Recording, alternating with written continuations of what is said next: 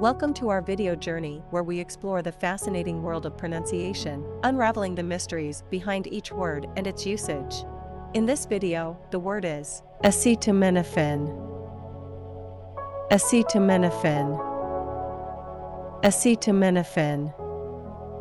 Acetaminophen is a noun referring to a medication commonly used for pain relief and to reduce fever.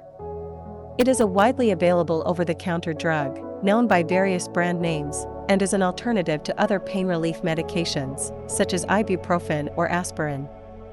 Here are some examples. Example number 1, many people turn to acetaminophen to alleviate minor aches and pains.